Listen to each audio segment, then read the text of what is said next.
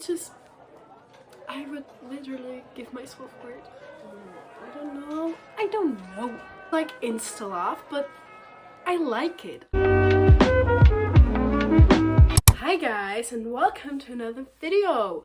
Today we will be talking about the books I would tell myself for of 2022. I think this year was a good enough reading month. I explored a lot of more genres than just one and found a lot of amazing books. And you, please just watch it and read them because I love them. I really do, and just trust me with this and enjoy it. I will be ranking the books from what I read first and what I read recently, because I can't rank favorite books. I just can't. They're all amazing, and I would be, no, it's just too much stress for me to rank them because I love all of them. So I'll be just telling you by the months what I read and what I loved. Okay. The first book is November 9 by Colleen Hoover. And I know Colleen is... There are mixed reviews on her. I honestly read a lot of her books and I loved them in the time I read them. But now when I look back, I don't think they're a great piece of literature. They're really quick to read. I will leave her that. Her writing style is just like this. But honestly, they're not amazing. But November 9 is just, it has a place in my heart. I don't know why, but I read it 2 times. Well, the first time in January, and I fell in love. I just fell in love. I read it in like 2 days, and then I reread it on November 9 because November 9, you know, and I still loved it. Not as much as the first time because my book style evolved a little bit, but I will still talk about it. If you don't know what this book is about, it's about Fallon and Ben, and they meet up and they have this instant connection, but they promise each other they will see each other just one day in the year on November 9 and just live their lives, but meet up on November 9. And you see, like, in the span of 5 years, you see this one day when they meet up and how they change, how they evolve, but they still like have this connection. And a lot of things happen. It's not just like romantic and cute. Something not so good happens, yeah. But I still love their connection. I don't know why. It's like insta love, but I like it. I don't know why. And also I really related to Fallon because she has scars on her face and on her whole body because she burned in a fire. And she's really self-conscious about them. She hides the scars with her hair, with her hands, and you can see she's very insecure. And I can relate to that because I am not saying these are the same things. I just have eczema around my mouth and on my hands and everywhere, and sometimes they're really bad and it just really makes me insecure, and I try to hide. I look at my shoes and go like this on the street, and I hate it and it makes me insecure, but I really could relate to her. And this book also really helped me just overcome it, and that it's not that big a deal and nobody cares. You care the most. So please give it a chance. Even if it's Colleen Hoover, just give it a chance. It's a quick read. And then the next book is Verity by Colleen Hoover, and I did go through my Colleen Hoover phase in the start of the year, so that's why I have 2 Colleen Hoover books in my favorites. But I still don't know if I like her, but they're here, okay? And Verity is a thriller by Colleen Hoover, and I've never read a thriller ever. So I didn't really know what I was going into, but this book is something different. Let me tell you that. I still think about it sometimes because the fucked up things that happen in this book are a lot, and it just ends on a huge cliffhanger, and you just don't know what to think. But okay, this book is about a woman named Lauren, and she's an author, but not a really popular one. And she gets this opportunity to finish, to ghostwrite a series by one woman, Verity, and she just had an accident and she just lays in bed and can move, can talk. And the husband of Verity just goes to Lauren and says, hey, finish, please go live by us and finish this series. And she goes because it's a really good opportunity, but a lot of weird, scary, fucked up things happen in the house with the family. And I won't tell you what. I will tell you nothing, but I was scared. I was really scared. I was reading it at night and I had nightmares. I really did. But it's amazing. Honestly, it's amazing because so many things happen that you don't expect, and then it just makes no sense in your head, and you're just like, what the fuck am I reading? But still you are going and going because it's so good. Just give it a chance. If you are in a reading slump or want something new, something that you haven't read ever, read this. You will think about this book for a very long time. And when you read it, tell me if you're team manuscript or team letter. The next book that I would sell my soul for is From Luca the Cloth by Mariana Zapata. And when I finished this book, I fell in love. I don't know if I would like it now, if I reread it, but when I finished it, I fell in love. I really did. And this book is about two figure skaters, Jasmine and Ivan, and they hate each other. They really do, but they are forced to pair up and figure skate together, and it's really good. Enemies to friends to lovers, but it's the biggest slow burn. I don't know if you know Mariana Zapata, but she is known for her slow burns, and this is like a 500-page slow burn. It's really long, but you would be scared that it's going to get repetitive or you won't have the patience. But it's so good. I don't know how, but you don't even mind that it's a slow burn, that they are not doing anything. They like kiss on the last, I don't know, 70 pages. But it's still, you just love their connection and their relationship. And figure skating, I think it's an amazing, beautiful sport, and it's really well written in this book. So I would really recommend it. And Ivan is such a good guy. First, he is kind of a douche. Okay, I know he did some things that I still haven't forgiven him for, but you'll get to know why he's acting like this, and also so please just, I would really recommend this. The fourth book is Normal People by Sally Rooney. Everybody knows this book and everybody has their opinion on it, okay, and I still don't know if I love it or I don't know really how to feel about it.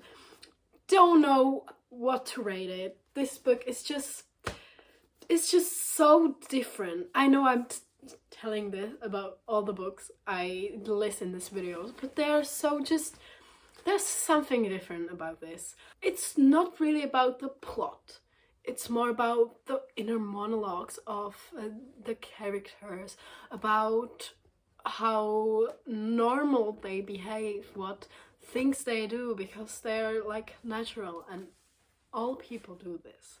So this book is about two people, Marianne and Connell, and you see how their friendship or something more evolves through high school till college till when they are like adults, and you see how they always find a way back to each other, and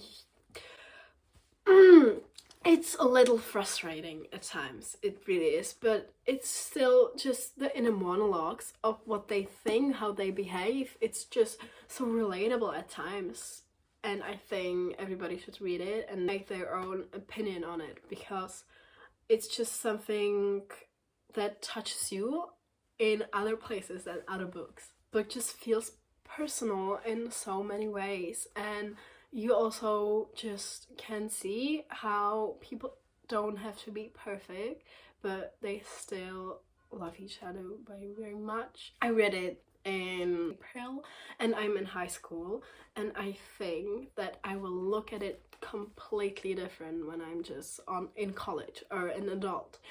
It just will be different and different on the phases in your life that you read it, because they also change and you can just appreciate it differently. I have to mention this series. It's the Inheritance Game series. I didn't love the whole series. I liked the first book, I loved the second book, and I didn't really love the third and final book. But I will be talking about the Hoffman Legacy. So I don't know if you know what the series is about, but a girl just inherits everything from the biggest, richest man of America, Tobias Hawthorne, and this random girl, Avery, just gets everything he has. And she moves into the house with the family, and the man, the Tobias Hawthorne that died, left them a lot of riddles, and they just explore why he left it all to Avery, what happened, what the fuck is happening, and all the characters mingle with each other, the relationships that and the friendships and relationships that become. It's really fast-paced, amazing, and the characters are amazing. I know, the characters are just so and also Avery, you love Avery. That's almost the only main character I really enjoy, and she doesn't get on my nerves. I really like her and how she acts, how she thinks. Just read it if you were looking for a book that's fast-paced, quick, and good. Now, if you watch my YouTube channel, you know that You'd Be Home Now is my all-time favorite book now. I read it in May. And this book just holds a special place in my heart. It really does. If you want to read just one book, please let it be this it. I would literally give my soul for it. I really would. Fuck. I don't know. Wait a minute. Okay, hear me out. If you are a teenager and are looking for a relatable book, this is it. This book is about a girl, Emery, and that has a brother, Joey, that struggles with drug addiction.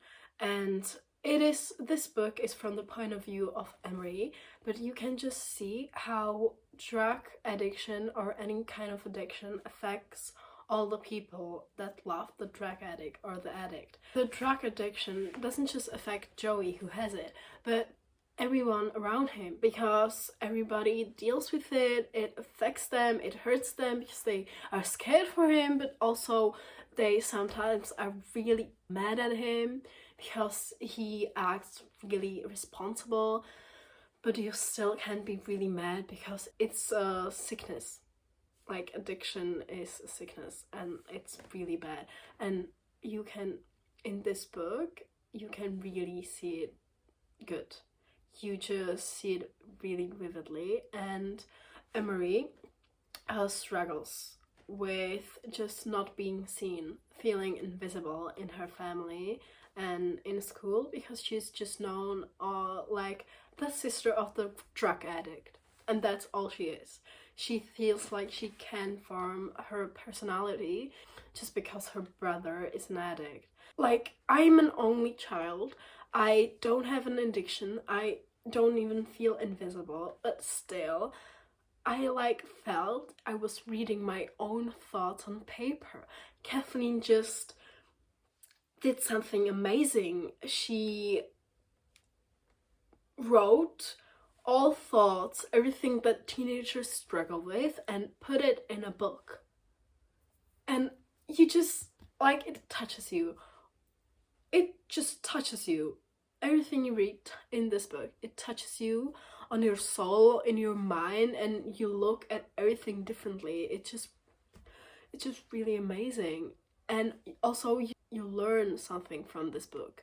You then look on addiction completely differently, and it's still, you can learn something from this book, but it's still a story. It's not like a textbook. It still reads like a story, and I think this book affects a lot of people, and just please read it.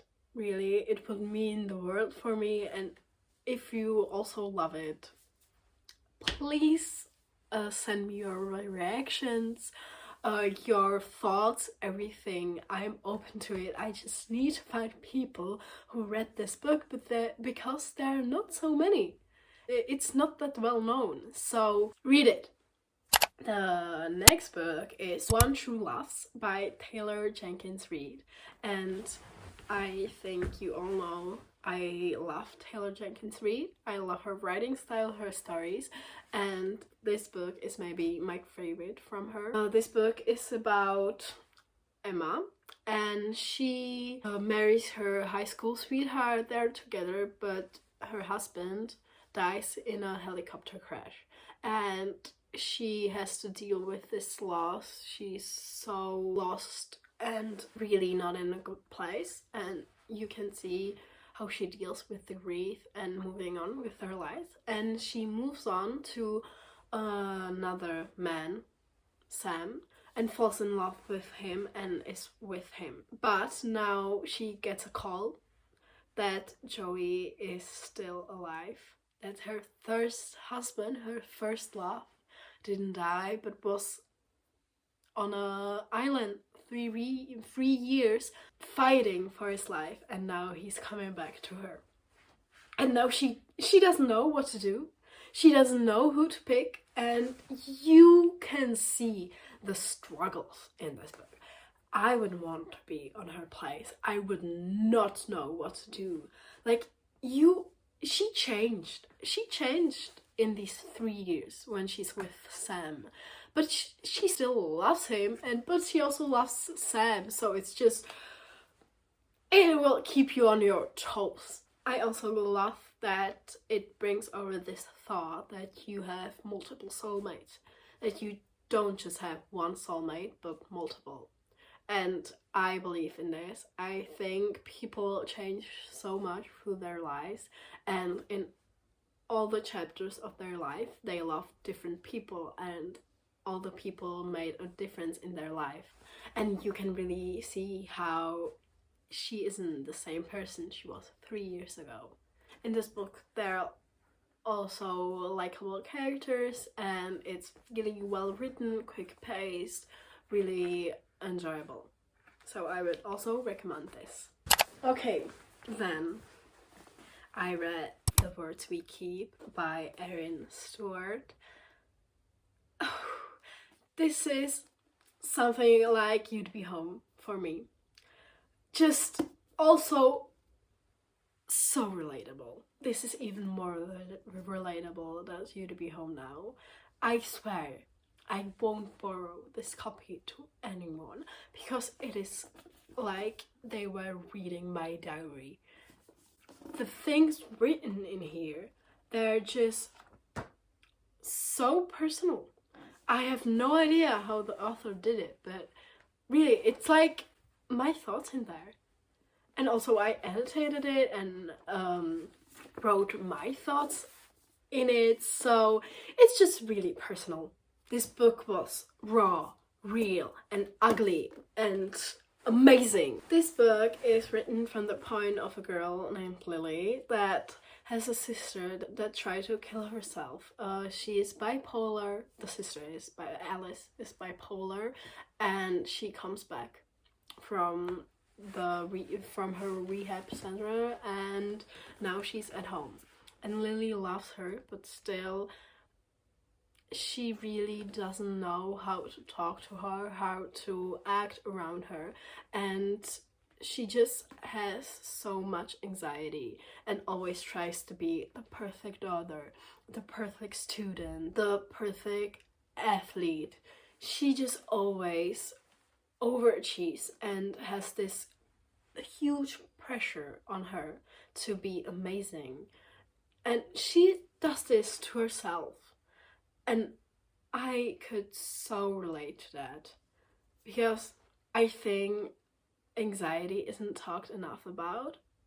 Everyone just says, yeah, she has anxiety, just don't stress, be okay, breathe in, breathe out. But it doesn't work like that. It doesn't work like that. You can't like control it. It's really hard, and it's a really hard thing to have in your life, and it makes things really hard. And you could see how alone she feels, how she feels like she has to keep her words. She doesn't talk about anything bad about her. Like, she never tells her dad she's not feeling well. She is feeling she has too much pressure on her. She doesn't talk about it because she feels like it's not important enough because her sister is bipolar, and that is much more important than what she feels. But no, everything you feel, any problem you have, even if it's smaller than what other people have, it still counts.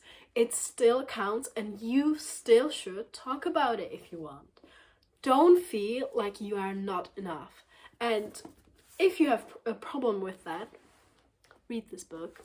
Read this beauty. It's also floppy, so if that doesn't sell you, I don't know what will. Just The Words We Keep and You'd Be Home. The last book I will be talking about in this video is the Legendborn Cycle. These books are incredible. They are incredible. I was in my fantasy phase 2 years ago, or like the previous year. I was obsessed with fantasy. It just gives you this escapism that no books give you, like that no fantasy book give you. Like the Throne of Glass series, you just feel like you are not even living your life, and sometimes you need that. And these books gave me that feeling. They made me fall in love with fantasy all over again. I didn't know it was possible. I really thought that phase was behind me. I would never pick up a fantasy book and feel how I felt 2 years ago. But I felt like this reading these two. Legendborn is about a girl named Bree that goes to this college, or pre-college. She's like in high school, but it's like a college with high school in it. after her mother dies, and she feels so lost without her mother, and she's so angry, and she keeps this anger inside herself and just really tries to move on. And the grief in this book is such a big part of it. Also, the main character is Black, and this is so good written with representation of the Black main character. This author raised awareness to racism, slavery. Also, she talks a lot about African American culture and heritage. Has a LGBT representation. It's really non-problematic fantasy book, and there are not a lot of them. And Bree discovers this secret magic society on campus and just wants to know about it more, and discovers that she has powers of her own. And you can see how that evolves and what everything is up with that when you read it. And the second book, Bloodmarked, is even better. I didn't know it could get better, but Bloodmarked, oh my god, even better. Because this ends on a big cliffhanger and it changes everything that you thought you knew. And then this comes, and the characters and the relationship between the characters, just